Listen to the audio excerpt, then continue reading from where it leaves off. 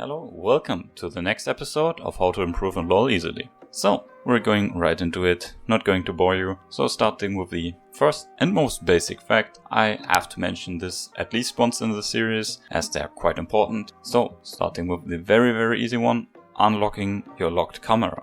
So, you can find that in the options of your game settings and then you unlock your camera and move it around with your mouse.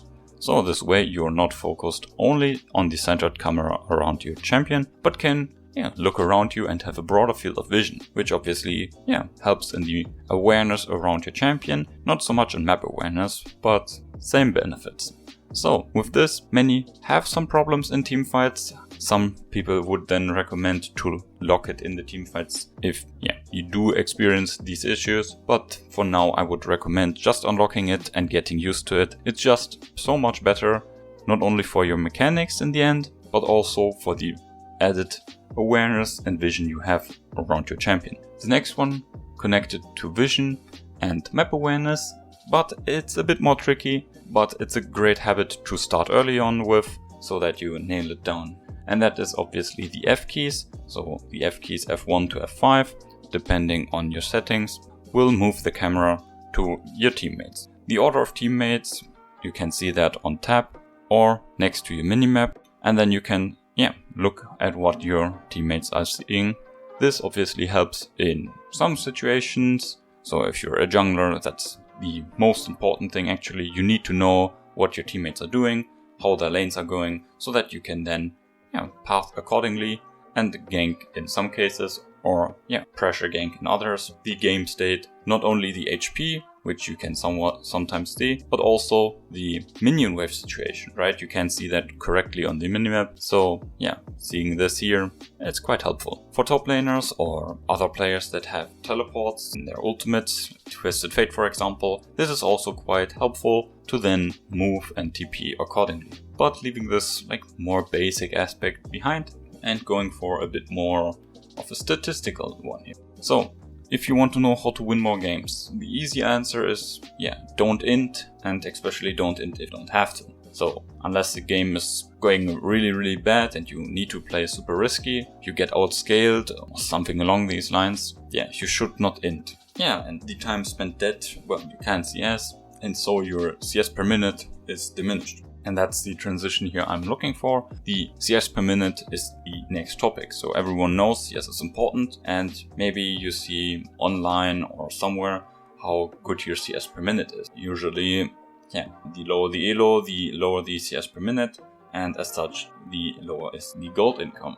So I have looked around at different elos and at different positions, and now we're going to view CS per minute and what benefits and what exact benefits in gold it will bring you. So I have to mention before though, junglers and supports are obviously excluded here, so only the solo lanes and the AD carry. So in gold, I'm just mentioning a few here. AD carries go around 6.5 CS per minute, top laners around 5.8.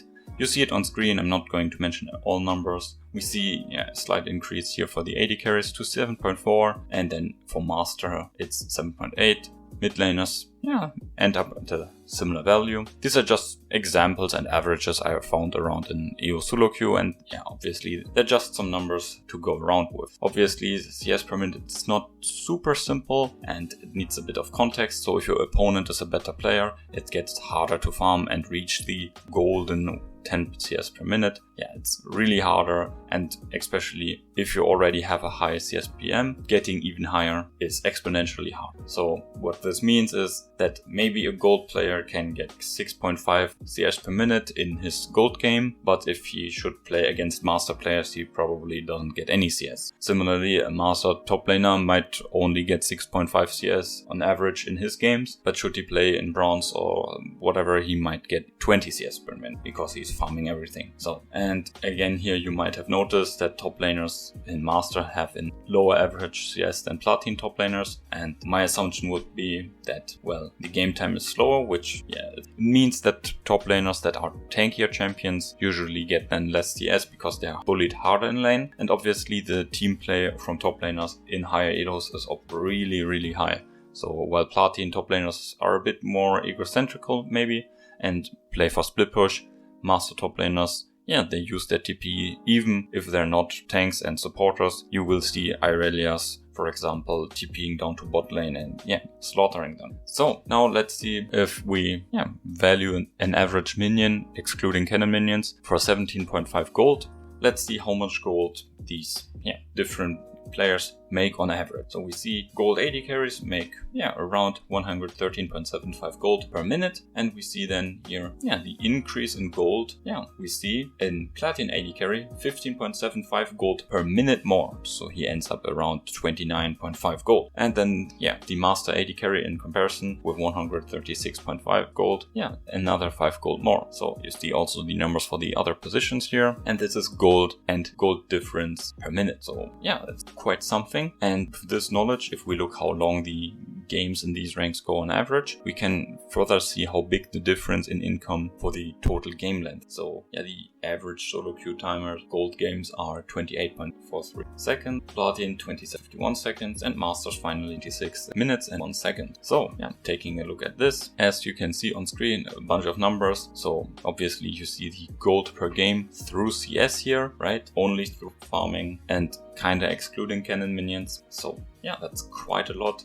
And the gold per minute difference here. So you can see a platin mid laner earns around 250 gold more than a gold player. And that's just every game through farming. That might not seem like a lot, but it's a constant edge that he has. And the master mid laner earns 570 gold more than a plat player. And this is also just through farming. This is bonus gold that you can then convert into stats, and then with the added combat power, obviously in other objectives and advantage. We see for the most part that better farming just gives you more free gold per game, and better farming is also the gateway to wave control, which obviously will be its own video in the future. And just to give a bit more context to these numbers here, you see the higher in elo you go, the shorter the game. As such, even if you're farming quite good, someone with close farm skill will obviously gain way more gold than you if he has more time to do so. And again, in the higher elo, some players play more with their team, so the CS per minute is not really a detriment to the skill,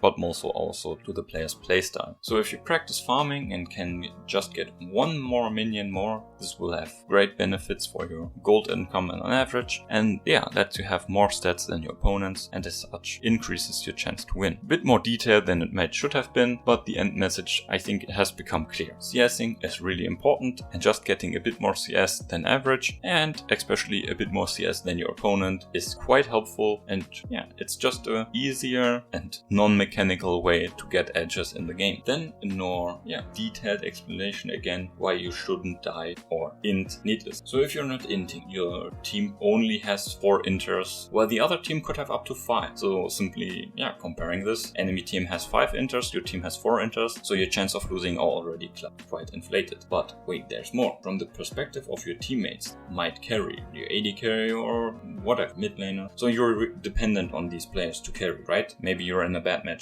So for them, their job is way easier, and the mental stress of inting teammate is non-existent if you're not inting. Even if you're not winning, not inting is quite the added benefit. Additionally, even if you have the mental fortitude of a pro player, dying multiple times will tilt you over time, will impact your performance in this current game, and obviously in the games to come should you queue up again. So even disregarding details of the game, dying is bad and should avoid it. Easier said than done, and requires a bit of an adjustment you play the game and view it as well. Often I've heard the phrase play to win, but in many cases play not to lose can actually be helpful as it leads to victory by avoiding the road to risk and uncertainty. While a more defensive playstyle may be boring to some and ending your champion pick a bit harder to pull off, being capable of being carried or waiting for enemy mistakes, to be honest, will 100% happen. Maybe a safer way to victory in difficult matchups. And in the future, and even faster if you voice interest in the comments, I may dive deeper into this subject of the game, but for now let's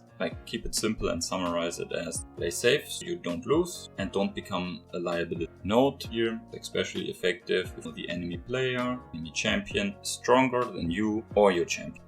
In some cases, if you're off role or off champ, right, your main got banned, and the small chance of you having a smurf on your team, then this strategy is especially helpful, right? There are 4 other players that can carry you. You don't have to carry every game. Having a carry mindset can certainly help, but in some cases one also also needs to take a backseat and let be carried. That's also a needed skill one has to pick up. So yeah, that's it for today. A bit more theoretical than last time, but I sure hope you learned something along the lines. And if you have any questions or recommendations as well as video ideas, yeah, just write them down in the comments. I'm sure to respond and help to the best of my ability. But that's it for now, so see you next time. Stay safe, bye.